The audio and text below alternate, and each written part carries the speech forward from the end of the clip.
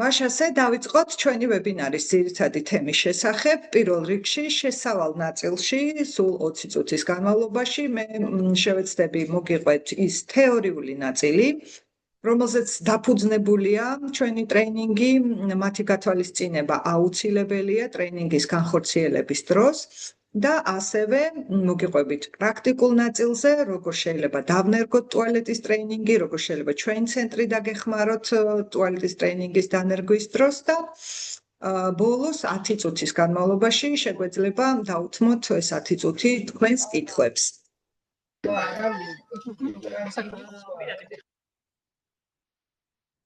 პირველი ნაწილი ეხება იმას, რომ ჩვეულებრივ ტიპიური განვითარების პროცესშიც კი შესაძლებელია ბავშვმა ვერ აითვისოს ტუალეტის უნარები. ამას აქვს თავისი მიზეზები.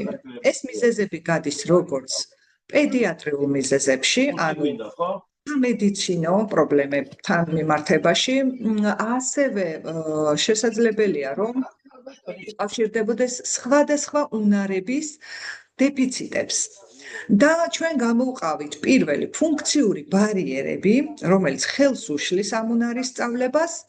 პირველი, რა თქმა უნდა, იქნება სამედიცინო პრობლემები, განსაკუთრებით საშარდე სისტემის ინფექციები. გასათვალისწინებელია, რომ გოგონებს უფრო ხშირად ემართებათ ანატომიური აგებულებიდან გამომდინარე.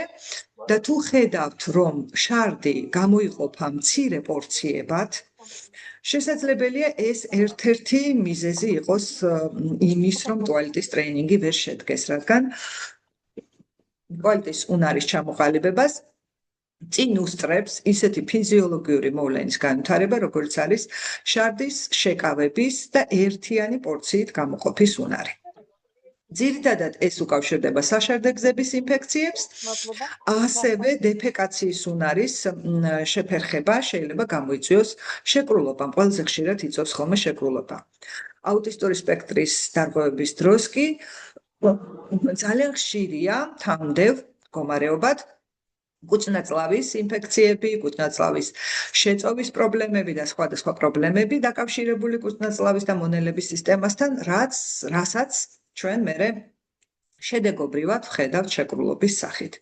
გამოსაკვლევია ასევე არის თუ არა ესეთი მდგომარეობა, რომელსაც ქვია სპინა ბიფიდა. გაცრავად. მეორე ეს გახლავთ სოციალური კომუნიკაციის უნარების დეფიციტი. ძალიან ხშირად იქ, სადაც მეტყველების განვითარების შეფერხება გვაქვს, როგორც მსმენელმა ბავშვმა შესაძლებელია სულაც ვერ გაიგოს, რას ნიშნავდეს ინსტრუქცია ტუალეტში წასვლის დროა, ვერ გაარჩიოს ეს ინსტრუქცია, შესაბამისად, მან ასევე ექსპრესიული მეტყველების შეფერხების სიტუაციაში ვერ გამოხატოს ტუალეტში შესვლის სურვილი მოთხოვნა და შესაბამისად ეს იყოს ბარიერი ტუალეტის უნარის განვითარებისთვის. გვაქვს ასევე სენსორული ჰიპომგრძნობელობები და ეს ჰიპომგრძნობელობა შესაძლოა განაპირობებდეს იმას, რომ ბავშვმა არ აღიქვას და არ გახდეს ავერსიული, ანუ შემაწუხებელი ის, რომ ის სველდება.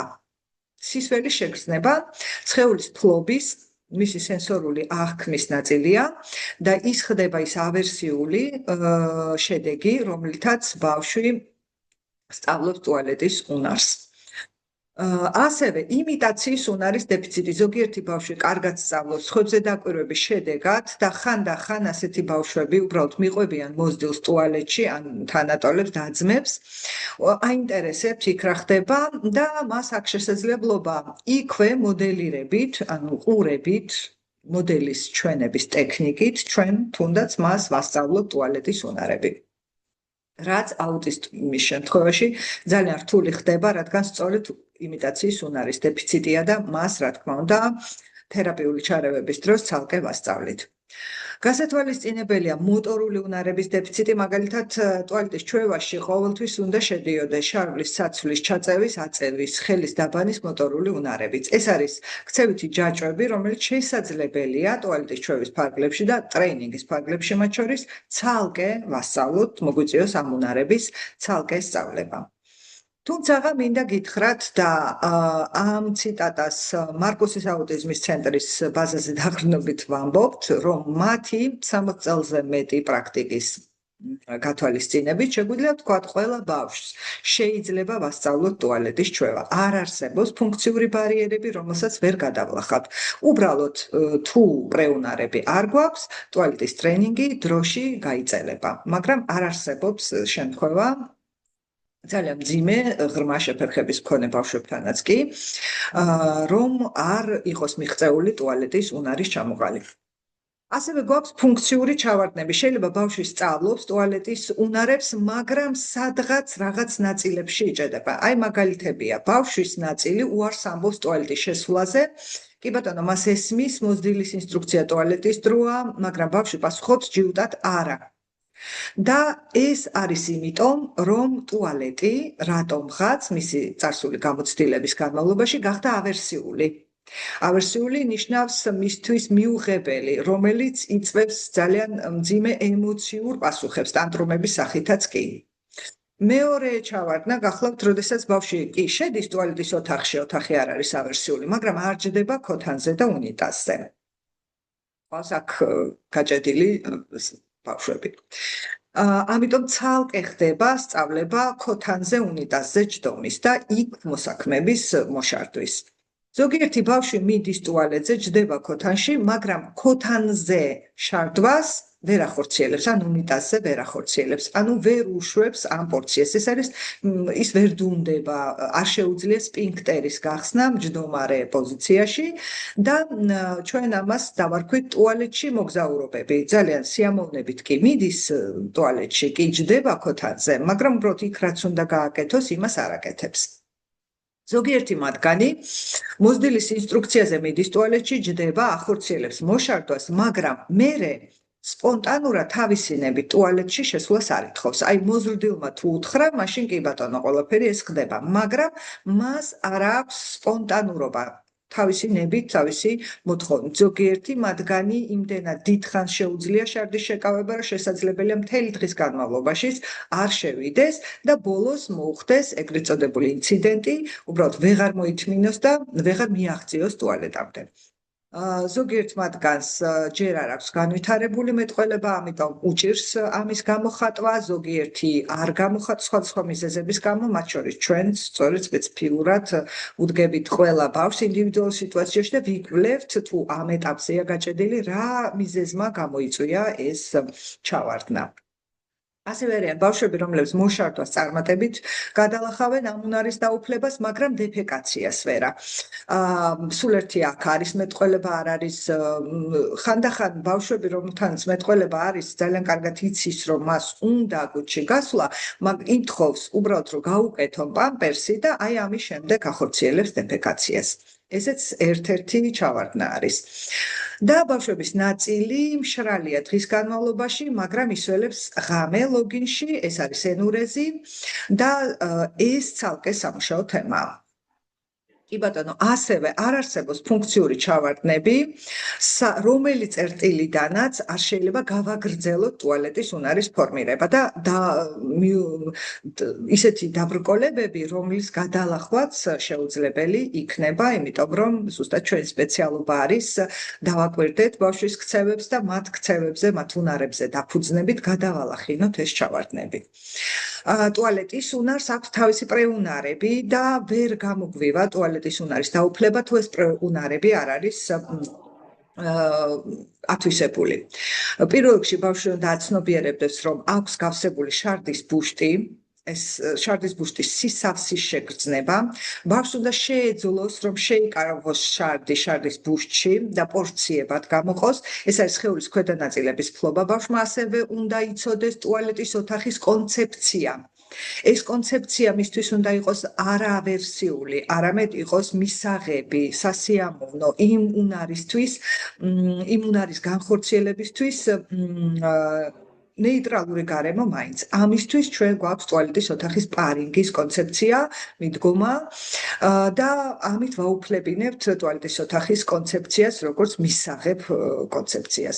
ბავშვმა უნდა შეძლოს ერთიანად გამოყოს შარდის სრული პორცია, როგორც თქვით, და აქ არის ასეთი ჩარევა, პამპერსის მონიტორინგი, რომელსაც ასევე მშობლებს ურჩევთ და დღევანდელი ვებინარის ფარგლებშიც მოგიყვებით მონიტორინგის შესახებ.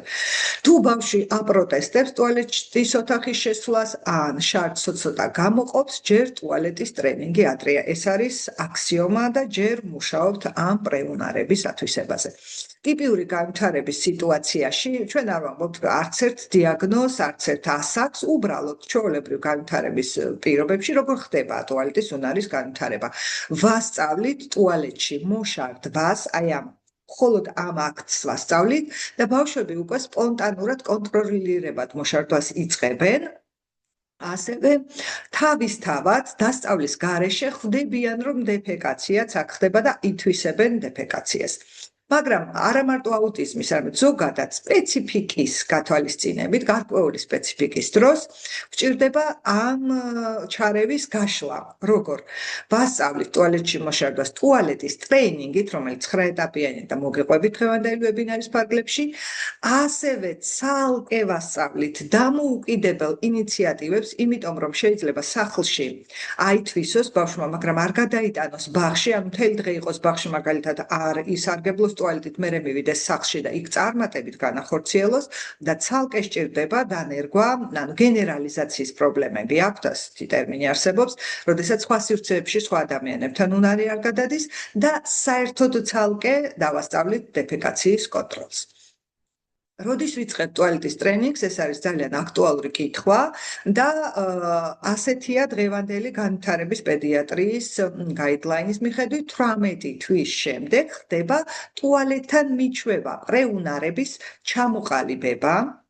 2 წლის შემდეგ ტუალეტის უნარის ჩამოყალიბება, რომელიც გავშლით მთელი უნარების ჯაჭვისგან შედგება. ამას ეძახიან ხოლმე ზაფხულის გადაჩვევებს. ეს არის ჩვეულებრივი ბანალური პამპერსის გახდა და შემდეგ ტუალეტში მოშარდვის სწავლება. ამ რიტუალის, ამ თქვათ აქტივობის სწავლება ეტაპ-ეტაპ. მაგრამ ეს არ არის დროით შემოფარგლული, არ გულისხმობს ყოველდღე რაიმე მანიპულაციის ჩატარებას ან სპეციალური მანიპულაციების ჩატარებას, არამედ ყოველგვარი მხოლოდ მოდელირებით ან მხოლოდ ინსტრუქციების ფარგლებში შესაძლებელია ბავშვს თანდათანობით ტუალეტის უნარი ჩამოუყალიბოთ. ეს შეიძლება 2 წლის შემდეგ დავიწყოთ. როგორც წესი, 2 წლამდე უმრავლესობა ბავშვების ფიზიოლოგია არ არის ხოლმე მზად იმისთვის, რომ პრეუნარები ქონდეს ათვისებული და სრულად შეძლოს ტუალეტის უნარის დაუფლება. თუმცა ზოგიერთ ბავშვს ეს უნარები აქვს და ძალიან წარმატებით 2 წლის ასაკში მას უკვე პამპერსი არ აცვია, უფრო ადრეც კი. მაგრამ აი 4 წლის ასაკი გახლავთ ის კონკრეტული ზღვარი, როდესაც თუ 4 წლის ბავშვს პამპერსი აცვია და მას არ აქვს ტუალეტის უნარი ათვისებული, აქ უკვე ინტენსიური ჩარევა უნდა დაიწყოს. შესაძლებელია დაგჭირდეს ტუალეტის ტრენინგი. არ ეყოს მას ზაფხულის გადაჩვევის პროცედურები, არამედ კონკრეტული 21 დღიანი ინტენსიური ჩარევა და შემდგომ შემანარჩუნებელი 6-დან 9 თვიანი პერიოდი, რომლის განმავლობაშიც ის მთლიანად და წარმატებულად აითვისებს სრულად უნარს, რასაც ტუალეტის უნარები ჰქვია. 4 წლის ბავშვს სრულად უნდა ქონდეს ჩამოყალიბებული, სხვა შემთხვევაში ჩვენ თვლით პათოლოგიად. ტუალეტის ტრენინგის ეტაპებია შემდეგი: მოსამზადებელი ეტაპი, გარემოს მომზადება, ამაზე ნინი გაშლის უფრო მეტად, მაგრამ აქვე გეტყვით ეს იქნება ხალიჩები, ცელოფნები, მოიმარაგეთ, ნაჭრიანი ავეჯი, ხალიჩები აიღეთ, მოიმარაგეთ, რომ ნაჭრიანი ავეჯი იყოს შეფუთული ცელოფნებით, იმიტომ რომ ხშირად აი ამ ყველაფრის გაფრთხილებას ეწირება ხოლმე ტუალეტის ჩვევა და ტუალეტის ტრენინგი, ჭუჭყიანი საქმე მქონეა, ასევე უნდა მოამზადოთ საცვლები, რომელზეც ასევე ნინი მოგიყვებათ, არის სპეციფიკა, შესაძლებელია ჩვენ ძალიან მოგწონდეს ლამაზი, რაღაც გაფორმებული რუშები და ასე შემდეგ და სხვადასხვა ფაქტურების საცვლები, ქვედა საცვალი, მაგრამ ტუალეტის ჩვევის ჩამოყალიბების პროცესში შეგიშალოთ ხელი და მოგიყვებით, როგორ უნდა შეარჩიოთ.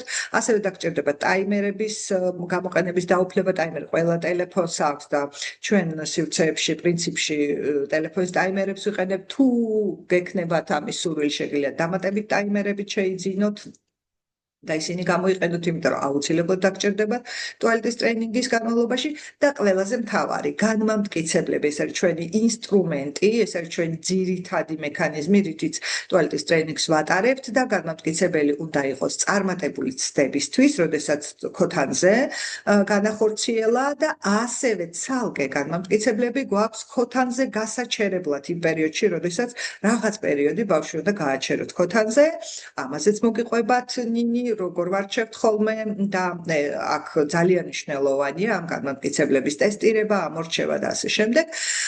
გვაქვს ფონური მონაცემების შეგროვების ეტაპი, ვიწერთ როდის მოხდა ინციდენტი, როგორც თქვით, ინციდენტი დავარქვით სიტუაციას, როდესაც ბავშვს არ აცვია პამპერსი, არ არის ტუალეტში და მან ჩაისველა და ასევე ვიწერთ როდის იყო წარმატებული ქოთანზე მოშარდვა, ტუალეტის ტრეინინგს სჭირდება დაგეგმა და ამ დაგეგმვის პირობებში ყველა რეკომენდაციით ბავშვი ჯობია სხვა სწავლებებისგან იყოს თავისუფალი, ჯობია იყოთ ისეთ სივრცეში, სადაც სტაბილურად ერთ სივრცეში ხართ, ანუ ვთქვათ, დავიწყოთ თბილისში და გავაგრძელოთ სადაც აგარაკზე ან სოფელში მივდივართ, ცოტა გაგვიჭირდება გარემოსცვლილებასთან ერთად, ჯობია ერთ გარემოში იყოს და ბავშვისთვის რაღაცა მონაცემები იყოს უცვლელი, იმიტომ რომ მას საკმაოდ დიდი უნარის ათვისება და ბევრი უნარის კომპლექსურად ათვისება მოუწევს ტრეინინგის განმავლობაში.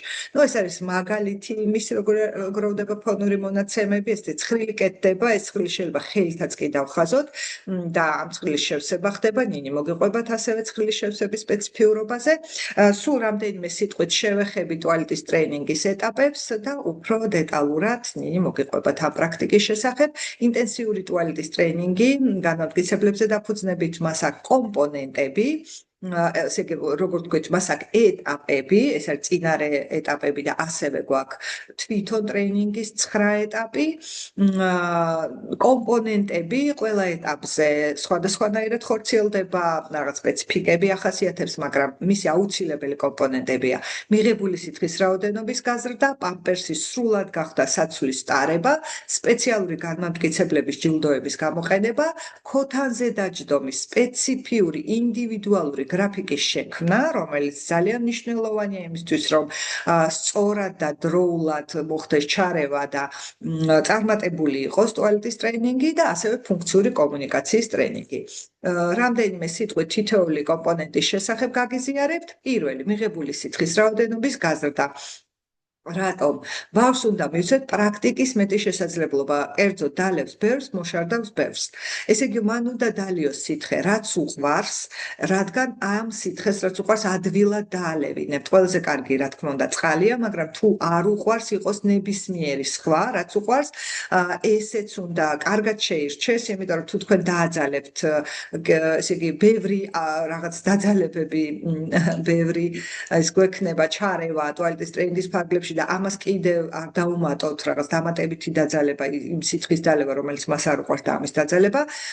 არიან ბავშვები, ვისთანაც სითხის მიღება რთულია, იმიტომ რომ საერთოდ არ უყვარს არც ერთი სითხე, ისინი ძალიან სპეციფიური და რთული ჯგუფია ტუალეტის ტრეინინგისთვის, მაგრამ მათაც აქვთ გამოსავალი, ეს არის მარილიანი საკვების დასასვენების მიღება, რომელიც აპროვოცირებს წყურვილს.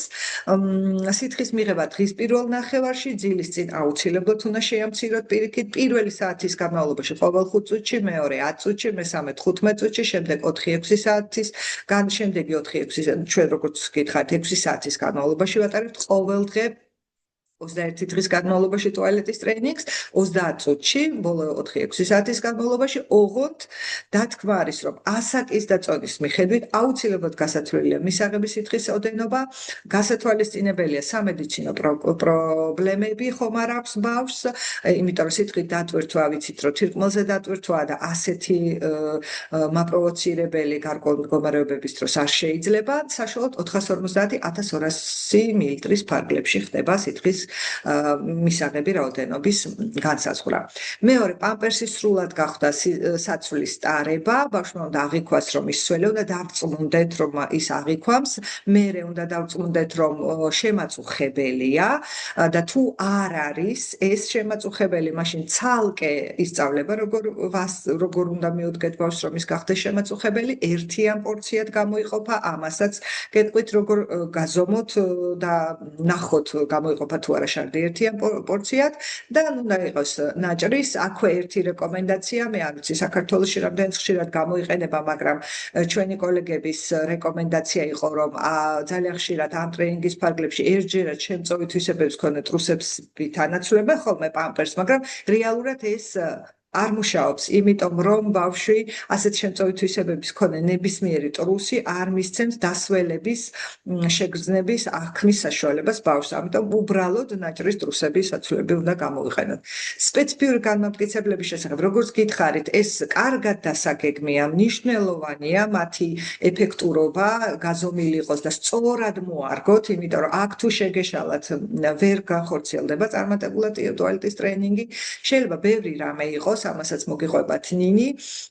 გარდა იმ აქ გვაქვს ორი სახის განმტკიცებელი, ერთი განმტკიცებელი რომ მოშარდა ქოთანზე, მეორე განმტკიცებელი აუცილებელი არის განსაკუთრებით იმ ეტაპზე, რომ ზის იმ პერიოდის განმავლობაში, ქოთანზე რომ ზის, იქ ცალკე გჭირდებათ კიდევ გარკვეული განმტკიცებლის გამოყენება და მესამე ეგრეთ წოდებული უარყოფითი განმტკიცებელი არის, რომ როგორც კი მოშარდა, ის უნდა განთავისუფლდეს ქოთანზე ჯდომის მოთხოვნისაგან.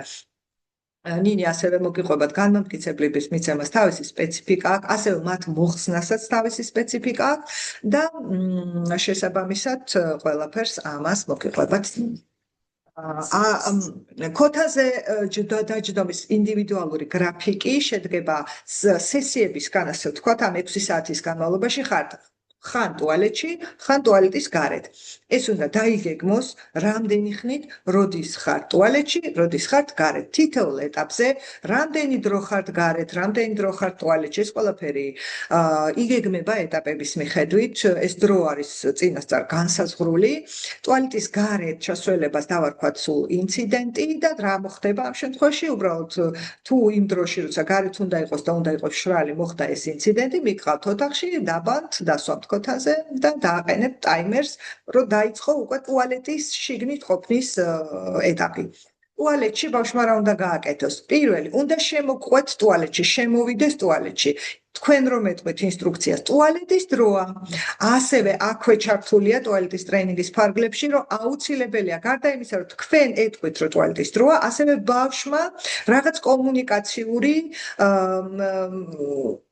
ქცევა განახორციელოს. ეს ქცევა, როგორც წესი, არის დაგეგმილი და გააჩნია ბავშვის უნარებიდან გამომდინარე. შეიძლება იყოს ბარათი, შეიძლება იყოს ჟესტური, შეიძლება იყოს სიტყვიერი. ნინი გეტყვით, როგორ ვახორციელებთ, როგორ გეგმავთ ბავშვისგან გამომდინარე აუცილებლად, უნდა იყოს ბავშვისთვის მისაღები ადვილად შესასრულებელი. არ უნდა დაიძაბოს ბავშვი, იმიტომ რომ ნახეთ, რამდენი კომპონენტისგან შედგება მისი ცხოვრების ეგრეთ წოდებული არეულობა, ტუალეტის დღესასწაული. მერე უნდა დაჯდეს ქოთანზე. აი ამ ქოთანზე დაჯდომის სპეციფიკებსაც მოგიყვებათ ნინი, არ არის მარტივი ბავშვის დაჯდომა და გაჩერება ქოთანზე და უნდა განსაზღვრული დროის მონაკვეთით უნდა გაჩერდეს ქოთანში.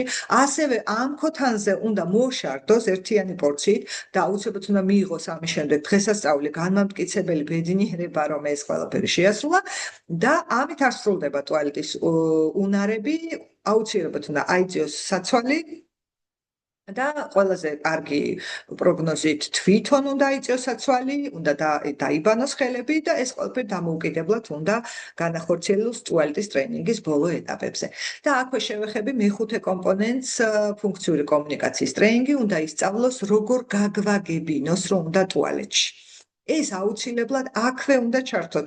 ეს არ არის მთავარი მიზანი ტუალეტის ტრეინინგის. ტუალეტის ტრეინინგის მთავარი მიზანია, რომ არ ჩაისველოს პამპერსში, რომ გააკეთოს ეს ყველაფერი ტუალეტში და გააკეთოს პორცია და ყოველ წუთას უბრალოდ გააკეთოს ერთიანად და ესე ყოველ წუთას პორციად არ მოხდეს შარდის მაგრამ გარდა ამისა, ჩვენი აუცილებელი ამოცანა რომ მოითხოვოს კიდევაც ტუალეტი, იმიტომ რომ ბავშვების ნაწილი, როგორც თქვით, იჭედება სწორედ ამ ეტაპზე. თუ თქვენ წაიყვანთ, კი ბატონო, აკეთებს, თუ არ წაიყვანეთ, ის არ ითხოვს, ამიტომ აქვე ტრეინინგშივე გათვალისწინებულია ეს. შეყვანის წინ ვასწავლით კომუნიკაციას მოითხოვოს ტუალეტში, რადგან ბავშვების ნაწილს უჭირს საერთოდ კომუნიკაცია, ამიტომ აქ ვუადვილებთ მათ საქმეს და ვიყენებთ ბარათს. ბარათის გაცვლის სწავლება ეფუძნება ძალიან წარმატებულ ცდილობებს ბავშვს ყოველთვის აქვს უნარი რაღაცა გაგიცვალოთ და თუ არ აქვს ეს უნარი, უბრალოდ ყველაზე დაბალ ფუნქციურ ბავშვსაც კი შეიძლება ვასწავლოთ ფიზიკურად ხელში ჩაგიდოთ ბარათი. ამ ტექნიკებზეც გაგიზიარებთ ნინი. თუ არის ეკორეაქციები ძალიან კარგი, მაშინ ეკორეაქციებით წავალ და სიტყვიერ მოთხოვნებზე კონცენტრირდებით, რომ თქვას, რომ უნდა ტუალეტში, უნდა შეირჩეს აუცილებლად სიტყვა, რომლითაც იტყვის ბავშვი, რომ უნდა ტუალეტში. ხანდახან ტუალეტი ძალიან გრძელი სიტყვაა და ეკოური უნარებით ბავშვი შეიძლება ერთი მარცვალი შეეძლოს და სულაც ერთ მარცვლამდე შევამციროთ და თუ არა შეიძლება ჟესტური რეაქციაც ვასწავლოთ და არსებობს ჟესტი, რომელიც საერთაშორისო ჟესტია და გამოხატავს ტუალეტში შესვლის სურვილებს. მადლობთ თეორიული ნაწილი ამით დავასრულეთ. დიდი მადლობა, კითხვები მოინიშნეთ და ეხლა ნინი გაგიზიარებთ პრაქტიკულ ნაწილს. ხალი გამიხსენეთ ის რომ ეტაპობრივად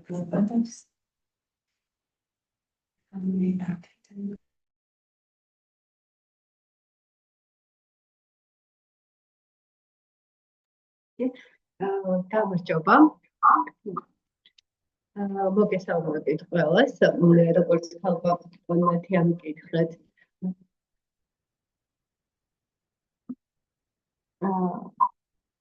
მე ვარ ქცევის თერაპევტი ამ ცენტრში, გამოცდილებით ვარ ფსიქოლოგი.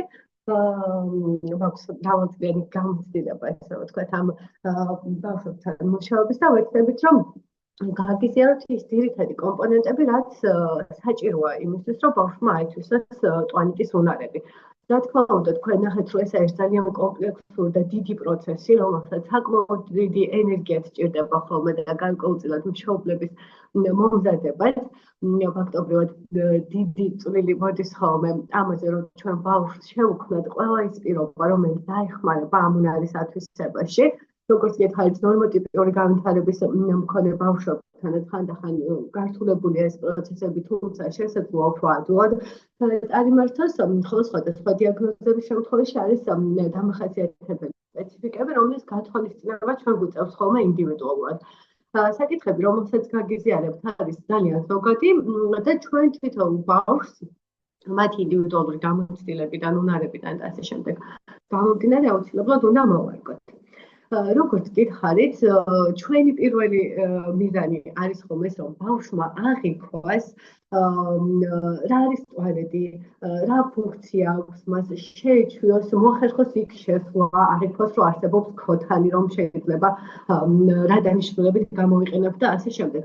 ხშირად გვაქვს ხოლმე შემთხვევა, რომ აი მაგალითად აბაზანა, ტუალეტი და ასე შემდეგ, ზოგიერთ შემთხვევაში შეიძლება იყოს ავერსიული და ამ სივრცეში მოხვედრა ეგრევე იწვევდეს ხოლმე ბავშვის ქცევის შესაბამისად გასათვალისწინებელი შეიძლება იყოს ის, ჩვენ პირველ ეტაპზე გვჭირდება ის, რომ გარემო, ანუ ტუალეტის გარემო, ქოთანი და ასე შემდეგ ბავშვისთვის ასოცირდებოდეს რაღაც დადებით შეგრძნებებთან და რაც შეიძლება უნდა მოვაშოროთ ავერსიული დატვირთვები ამ გარემოს. აქედან გამომდინარე, პირველი რასაც ვაკეთებთ ხოლმე არის, რომ მოვარგოთ გარემო ბავშვს. მაგალითად, შევეჩვეთ სივრცეში შეცვლას, შევეჩვეთ ქოთანზე დაჯდომას, გასათვალისწინებელია ზოგს არ მოსწონს ტემპერატურა, არ მოსწონს ფაქტურა, არ მოსწონს ფერი. ამის შერჩევაც ინდივიდუალურად გჭირდება ხოლმე ბავშვებისთვის. გარდა ამისა, შესაძლებელია ხოლმე რამდენად შეუძლია მჯდომარე პოზაში ყოფნა, რამდენ ხანს შეუძლია მჯდომარე პოზაში გაჩერება უბრალოდ და ესეც ხო არ არის დისკომფორტის წყარო და ასე შემდეგ. შესაბამისად, როდესაც ჩვენ ვიკვლევთ გარემოს, აუცილებლად ბავშვის ინდივიდუალური შესაძლებლობიდან გამომდინარე ვითვალისწინებთ და აღნიშნავთ ხოლმე რა შესაძლებლობები ან რა საჭიროებები აქვს მას. მას შემდეგ, რაც ჩვენ უკვე პირველ ეტაპს შევაფასებთ, უკვე მოდის მთავარი სამუშაო პროცესი, რაც გულისხმობს აღრიცხვის პროცესს. ხალხო მოდი ამ კითხვებზე ჩვენ მოგვიწევთ, რომ შევავსოთ ხოლმე ცხრილები, რაც გულისხმობს იმას, რომ დაახლოებით 30 წუთში ერთხელ ჩვენ უნდა შევამოწმოთ პამპერსი და ვნახოთ არის სველი, არ არის სველი, რა რაოდენობით არის გამოყოფილი და აქ უნდა იყოს სრული პორცია იმისთვის, რომ ჩაითვალოს პროცესი დასრულებულად, რომ ვთქვათ, თუ აი მოხდა მოშარდვა ბოლომდე. თუ ვნახავთ, რომ 30 წუთში ერთხელ სველია, შეიძლება ჩვენ მოვნიშნოთ, რომ აი ამ პერიოდებში ერთხელ ხდება მოშარდვა და ჩვენ უკვე გვეცოდინება დაახლოებით ინტერვალი, რა პერიოდშიც ბავშვი ამას აკეთებს. შეიძლება დავგვჭირდეს აი 15 წუთიანი ინტერვალების აღება, თუ ხდება პატარა პორციებით გამოყოფა და ასე შემდეგ. არის ხოლმე შემთხვევები, როდესაც იღებენ 60-90 წუთს შუალედში, როდესაც კარგად ხდება ამ უნარების კონტროლი და აქედან გამომდინარე ჩვენ გვჭირდება ხოლმე დამატებითი სითხეების მიღება ტოალეტის უნარების ათვისებისას და ესეც როგორც ვთქვით ინდივიდუალურად უნდა განისაზღვროს. აქედან გამომდინარე, ჩვენ გვეცოდინება რა შუალედში იკავებს ბავშვი შარდს, მერე ჩვენ ან დავაჩქარებთ ამ პროცესს, ან კიდევ პირიქით დავეხმარებით, რომ სრული პორციებით ისწავლოს დასრულება ამის. გარდა ამისა, თუ რაიმე სამედიცინო საჭიროებაც გამოიკვეთება ხოლმე, ამაზეც რა თქმა უნდა რეკომენდაციები მოდის, იმიტომ რომ ხანდახან სხვა სახის სირთულეებით არის ხოლმე გამოწვეული ეს. მიღებულ სითხეთა პრინციპში ჩვენ ვთქვით, რომ აუცილებლად ინდივიდუალურად უნდა შეირჩეს ბავშვის წონის და ასე შემდეგ მიხედვით.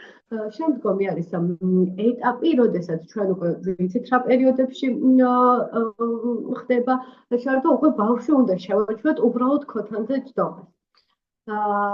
ამისთვის არის პროცედურა ესეთი, რომ უბრალოდ შევყავთ, ჩავთავთ ტაიმერს, დავსვათ ტუალეტზე, თუმცა აუცილებლად დაგვჭირდება განმამტკიცებლები და ერთ-ერთი მნიშვნელოვანი საკითხს მივადექით.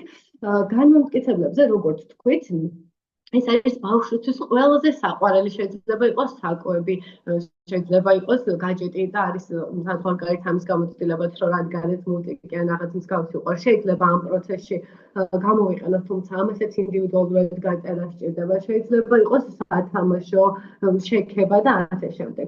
შექება როგორც წესი არ არის ხოლმე დასაწყისისთვის, ასე ვთქვათ, ძლიერი განმამტკიცებელი, ამიტომ ბავშვთან ჩვენ აუცილებლად ინდივიდუალურად უნდა შევარჩიოთ რა მოსწონთ ყველაზე ძალიან.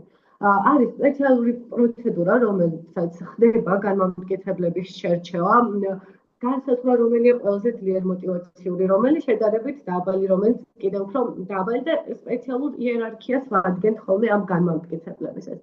ეს ჩვენ გვჭირდება ახლა რატო? ტუალეტზე ჯდომისას, უბრალოდ ქოთანზე ჯდომისას ჩვენ შეიძლება არ მივცეთ ყველაზე მაღალი მოტივაციური განმამტკიცებელი და ეს შევინახოთ ჩვენ იმისთვის, რომ ბავშვი რო განახორციელებს ჩვენთვის სამიზნე ქცევას, ანუ მოშარდავს, აი იქ ნამდვილად შეიძლება მიიღოს ძლიერი განმამტკიცებელი. თუმცა ასევე გვჭირდება იმის განმტკიცება, რომ ბავშვი უბრალოდ ქოთანზე იჯდეს გარკვეული პერიოდის განმავლობაში. აქ გასათვალისწინებელია ის, რომ შემდგომში უკვე დაგვჭირდება, რომ ეს განმამტკიცებლები საერთოდ მოხსნათ, იმიტომ რომ ჩვენ ვერ დავუჩვევით იმ ეტაპზე, როდესაც ყველა ტუალეტზე დაჯდომის ან ყველა დეფეკაციის განმამტკიცებთ ბავშვს, შესაბამისად არის ცალკე პროცედურა, როგორ გამოვხშიროთ ეს განმამტკიცებლები, გავაიშვიათოთ და ბოლოს მივაჩვევთ ბავშვი იმას, რომ უბრალოდ მოუნდება, დაჯდება ქოთანზე, დასრულებს ამ პროცესს და ასე შემდეგ, ხო? შემდგომი პროცედურა, როგორც კი ავარჩევთ განმტკიცებლებს, უკვე ვიწყებთ ბავშვის ტუალეტზე ან ქოთანზე ჯდომაზე შეჩვევას. აქ არის წინასწარ განსაზღვრული დროები, როგორც ქალბატონმა მათი ამკითხეთ, რა პერიოდს ვატარებთ საპერფარიშოში ქოთანზე და რა პერიოდს ვატარებთ ჰოლში ან თამაშის სივრცეში. ამისთვის დავაყენებთ ხოლმე თაიმერს, მაგალითად თამაშის დრო არის 9 საათი. როგორც კი თაიმერი დარეკავს, ჩვენ ბავშვს ვეუბნებით, რომ ტუალეტის დროა. გარდა ამისა, ვაჩვენებთ ვიზუალურ ნიშნულს, რომ აი ჩვენ მივდივართ ტუალეტში, ველოდებით ბავშვის რეაქციასაც, რომ მანაც დაგვიბრუნოს პასუხი, მაგალითად, მას შეიძლება ჰქონდეს თავისი ბარათი, რომელზეც გამოსახულია ტუალეტი დამაგრებული შარვალზე ან დიდოს მაგიდაზე ან იყოს მთელ სახლში, რომელსაც ასევე დავეხმარებით, რომ ფიზიკურად აიღოს, დაგვიბრუნოს, რომ ნამდვილად ტუალეტის დრო მივდივართ. საპერფარიშოში ვჭდებით ქოთანზე. აქ შეიძლება საწყის ეტაპზე დავაყენოთ მხოლოდ 3 წუთი თაიმერზე და ესეც ძალიან ინდივიდუალურად შესარჩევია. გაჩნია ბავშვს რამდენ ხანს შეუძლია ამის გაკეთება. ინდივიდუალურად შეიძლება აიწიოს 4 წუთამდე, 5 წუთამდე, ან შეიძლება დავიწყოს საერთოდ 2 წუთით ეს პროცესი. ბავშვი ზის ქოთანზე. აქ ჩვენ ვაძლევთ განმტკიცებელს მხოლოდ იმისთვის, რომ ქოთანზე ზის და არ ვითხოვთ, რომ აუცილებლად იქ უნდა მოხდეს მოშორდა, დარეკავს თუ არა თაიმერი, ჩვენ ვაბობთ, რომ დასრულდა ქოთანზე ყოფნის დრო, ბავშვი იწევს წრუს, წესრიგდება და ბრუნდებით ისევ სათამაშო სივრცეში. ეს არის პირველი პროცედურა უბრალოდ იმისთვის, რომ ბავშვმა აღიქვას, რომ ჩვენ მონაცვლეობთ ტუალეტიდან ოთახში. გარდა ამისა, თუ მოხდება ხოლმე ჩასვლება, მაგალითად, აი ამ პროცესის დროს, აი ვიჭიქით ქოთანზე, გამოვედით და ბავშვმა ჩაისვალა ჰოლში ან თამაშის დროს. ამ შემთხვევაში კვლავ მივუთითებთ იმაზე, რომ სვებია და ეხლა ჩვენ დაგვჭირდება აუცილებლად, რომ მან აღიქვას, რომ დავსვენდა ტრუსები და ამ ეტაპზე აუცილებელია, რომ პამპერსი აღარ იცვას, მას უნდა იცვას უკვე ჩვეულებრივი, ბამბის საცვალი, ან ისეთი საცვალი, რომელიც მშობლისთვის უფრო კომფორტულია, თუმცა ყველა შემთხვევაში უნდა იგრძნობოდეს, რომ ის დასწროს და არ უნდა იყოს შემწოვი თვისების, ბავშვს მიუთითებთ, რომ ეს სვენია და ახლა უნდა შეექმნას დისკომფორტის შეგრძნება იმის გამო, რომ სვენია, არ უნდა მოეწონოს. თუმცა არის შემთხვევები, რომ სისვენე ძალიან მოსწონთ, ამიტომ ჩვენ გვჭირდება დამატებითი პროცედურის დაგეგმა, იმისთვის, რომ სველი პროცესი ჩვენ გავხადოთ უსიამოვნო, ანუ ავერსიული. და ამაშიც დაგეხმარებით ინდივიდუალურად შეირჩევა ის, თუ როგორ გავხდით ამ ტრუსს მისთვის შემაწუხებელს, ანუ აქ ხდება ხოლმე სტიმულების დაწყვეტილება, რასაც ჩვენ პარინგს ვუწოდებთ, ანუ მისთვის უსიამოვნო სტიმული უნდა დაწყვეტდეს კიდე ტრუსთან, იმისთვის, რომ სველი საცვალი მისთვის გახდეს მერე ავერსიული. ამ პერიოდში ჩვენ აუცილებლად ბავშვს ვაბრუნებთ ტუალეტში, იხდის ტრუს, ჯდება ქოთანზე, ისე ვიწყება თაიმერის ათვლა, როგორც კი დასრულდება საპერფარიშოში ყოფნის 3 წუთი მაგალითად, იცვლის ტრუს, ჩაიცვამს ახალს, გამოდის და იწყება დროის ახლიდან ათვლა. ანუ ჩვენი მონაცვლეობა ხდება მუდმივად ესე თაიმერის გამოყენება. ჯილდოებზე პრინციპში ჩვენ ვთქვით, ასევე აუცილებელი და განსათვალისწინებელია ის, რომ როდესაც ჩვენ გადავდივართ უკვე ამ უნარზე, როდესაც უკვე ვაშორებთ ბავშვს პამპერს და გადავდივართ საცვლებზე, მთელი დღის განმავლობაში აღარ უნდა მოხდეს პამპერსის უკან დაბრუნება. ანუ თუ ჩვენ ვთქვით, რომ დავიწყეთ ეს და ჩავიცვით ტრუსები, არც ერთ სიტუაციაში ეს აღარ უნდა ჩავიცვათ. გარდა ძილისა. შეიძლება პამპერსი ჩავიცვათ შუა დღის წილისას და ღამის წილისას და საწყის ეტაპზე, მაგრამ როდესაც ბავშვს გვიზავს, ყველა შემთხვევაში არის აუცილებლად ტრუსებში. და ეს არ უნდა იყოს მონაცვლეობითი ხასიათი. ფუნქციური კომუნიკაციის ტრენინგსაც პრინციპში შევეხეთ გარკვეულწილად და აქ იგულისხმება ის, რომ ბავშვს უნდა ესმოდეს, რომ უბნები ტუალეტში წასვლის დროა, რას ნიშნავს, ანუ მსმენელის რეაქციის გავაჭიშება, თუმცა ამავდროულად ჩვენ შეიძლება დავგვჭირდეს ვიზუალური ნიშნული იმის, რომ მე რომ ვამბობ ტუალეტში დროა, თან ვაჩვენებ ვიზუალურად ასვაკეთებ და პარალელურად უნდა მოხდეს სიტყვის შეწყვილება, ამასთან რომ ჩვენ მივდივართ საპირფარეშოში და გარდა ამისა იყო მისთვის თალკე დამზადებული ბარათი, რომელსაც ვაჩვენებს. ან თუ იცის მაგალითად აქვს ვოკალიზაციები და შეუძლია დათანხმება, ვეუბნებით რომ ტუალეტში დროა ის ან თავის დაქნევით, ან კი, ან წავიდეთ რაღაც მისთვის მისაღები ან მისთვის შესაძლებელი ან ვოკალიზაციით ან საშუალებით გვიბრუნებს პასუხს ამის შესახებ და მივდივართ საპირფარეშოში. ერთ-ერთი გასათვალისწინებელი ნაწილი არის ხოლმე ისიც, რომ ხშირად უკვე აქვთ ხოლმე გამოცდილება ტუალეტთან ურთიერთობის ან დეფეკაციის და მსგავს პროცესებთან დაკავშირებით და გარემო არის უკვე ავერსიული. ამ შემთხვევაში ჩვენ გვჭირდება აუცილებლად ცალკე პროცედურის დაგეგმა, რომელსაც ქვია სისტემური დესენსიბილიზაციის პროცესი, რაც გულისხმობს იმას, რომ ეს რომ მისთვის უკვე საშიშია, მისთვის მიუღებელია, შემაწუხებელი და ავერსიულია გარემო, ჩვენ ეტაპობრივად უნდა შევაჩვიოთ და დავუბრუნოთ დადებითი განწყობა ამ პროცესთან. დაკავშირებით შესაბამისად ესეც ბავშვიდან გამომდინარე ინდივიდუალურად მოსარგები პროცესი არის. პრინციპში ძირითადი გამოცდილებები გაგიზიარეთ იმისთვის, რომ ჩვენ დრო დავიტოვოთ კითხვა-პასუხის რეჟიმისთვის, ძალიან აღარ გავაგრძელებ, ვეცდებით, რომ თქვენ შეკითხვებს ვუპასუხოთ და დანარჩენი პროცედურები შეგვიძლია მერე თალკე დავგეგმოთ საჭიროების მიხედვით. მადლობა ნინი.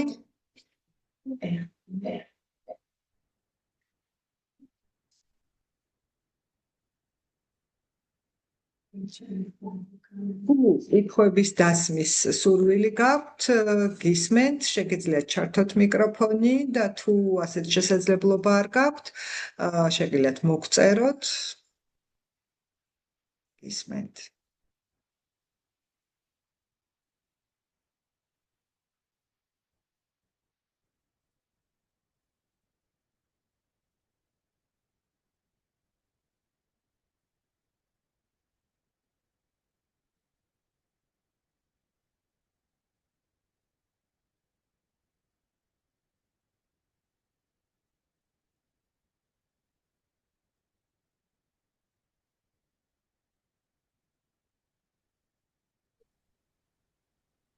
გამარჯობა, დიდიბად კითხვები? არ ექნება კითხვა, მე დავსვამ ერთ შეკითხვას.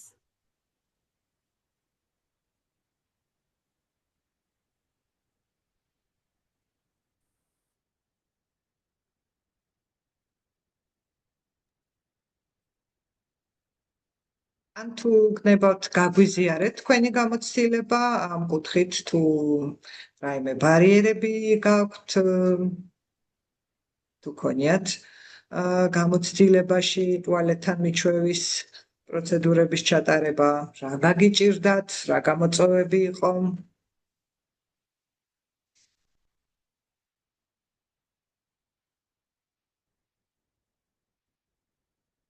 ეკა, მადლობა კითხვისთვის.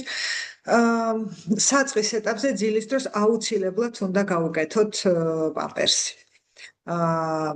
პირველ ეტაპზე საკმაოდ დიდი გამოწვევები აქვს პატარას და თუ მას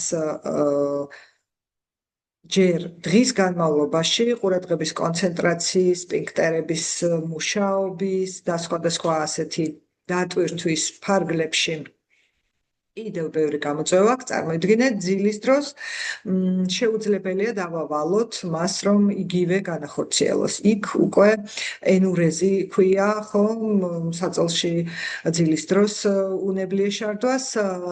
ენურეს ცალკე ტრეინინგი აქვს, როგორ გადავაჩვევთ ბავშვი ენურეზისგან. ყველა ვარიანტში, ესე იგი ნახეთ, ამ ტრეინინგს როდესაც ვგეგმავთ, 21 დღის განმავლობაში ავირჩევთ დღის ფარგლებში 6-6 საათს.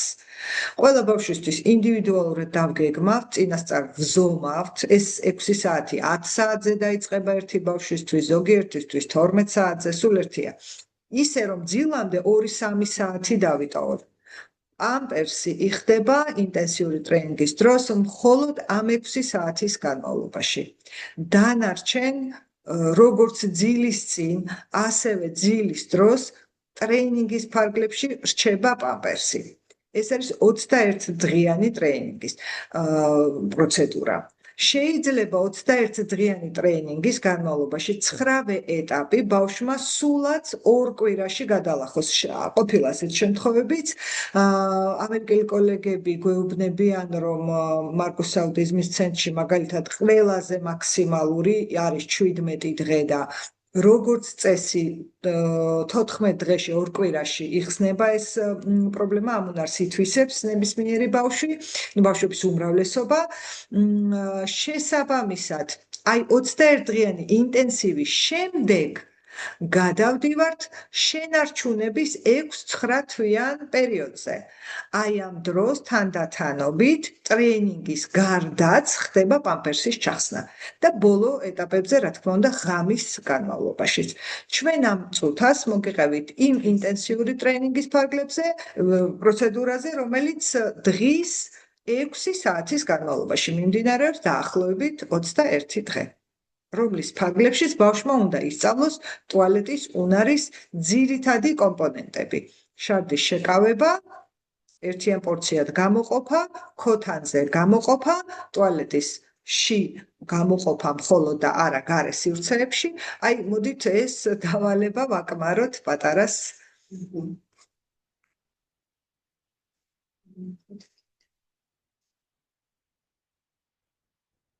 ბატონო. კიდევ ხომ არ გაქვთ კითხვა? ან თქვენ გამოცდილებას თუ გაგვიზიარებთ?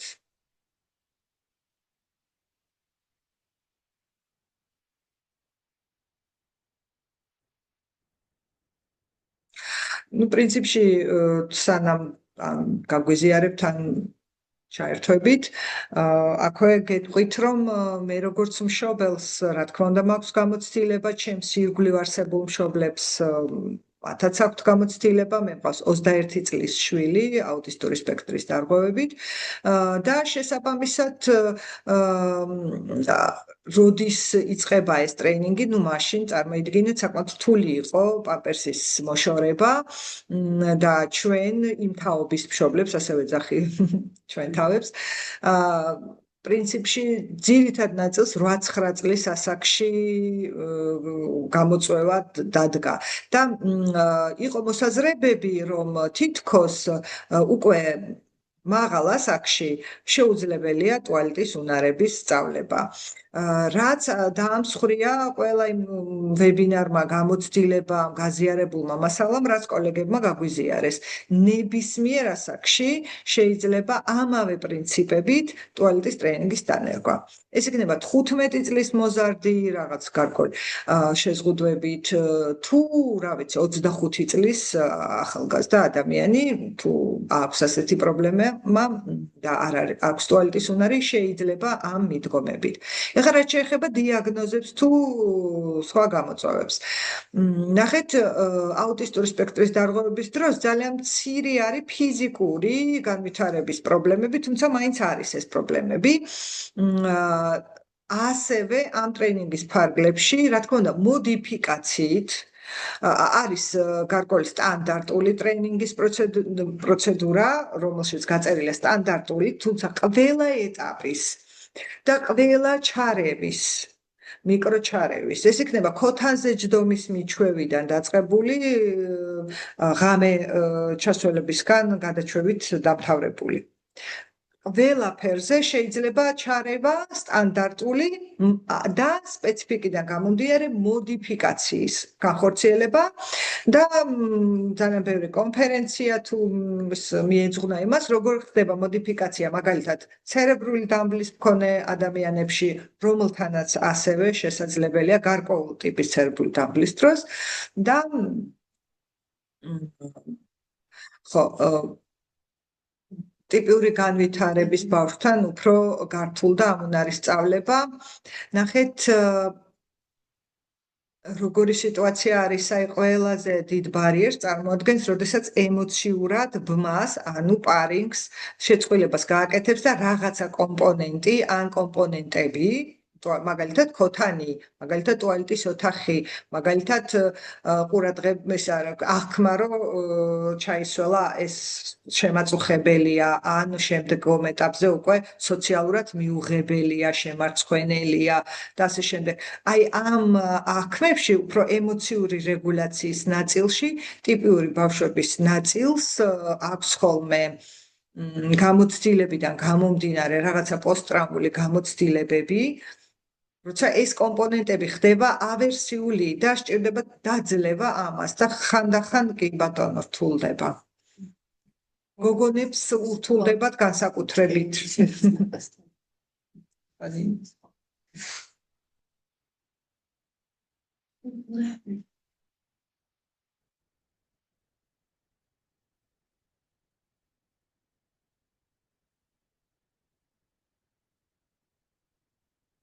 მადლობა თქვენ კითხვისთვის. აგით თუ არ გვაქვს მეტი კითხვები, მაშინ დაგემშვიდობებით, ძალიან დიდი იმედი მაქვს, რომ ვიყავით სასარგებლოები, გაგიზიარეთ გამოცდილება, ასევე ჩვენ ვნერგავთ ტუალეტის ტრეინინგის კონსულტირების სერვისს და ჩვენი ცენტრი ცდილობს რაც შეიძლება მეტი გამოყენებითი სერვისის შექმნას, ის რაც ჩვენ მშობლებს, ჩვენ ბავშვებს მეტს მისცემს, მეტ უნარს მისცემს და მეტ დამოუკიდებლობას მისცემს მათი განვითარებისთვის. ამ კონსულტირების ფარგლებში არის ყველა ეტაპის დაგეგმვის, მათ შორის მშობლის კონსულტირების, არ მარტო კონსულტირებით, არამედ მშობელს მოდელირებითაც აქვე ჩვენ ცენტრში შეგვიძლია ვასწავლოთ, ანუ დავგეგმოთ ისე რომ ჩვენ შევასრულებთ ბავშვის როლს, ან მის ბავშვთან ერთად შესაძლებელია მოვიდეს მშობელი და ყველა ეტაპს თავისი ხელით, თავის თვალით და გავაკეთებინებთ და შევხედავთ, რომ აბსოლუტურად სწორად იყოს ყველაფერი დაგეგმილი და შესაბამისად გისურვებთ წარმატებებს. კიდევ ერთხელ მადლობა, რომ დაგვესწარით, დაგვითმეთ თქვენი დრო და იმედს ვიტოვებთ, რომ შემდეგ ვებინარებზეც ჩვენთან ერთად იქნებით. ძალიან მადლობა ამ ტრეინინგისთვის, კვადრისთვის, ბოდიში რომელშიც გერთვებით შეიძლება. დიდი მადლობა. ნაწილში უკაცრავად.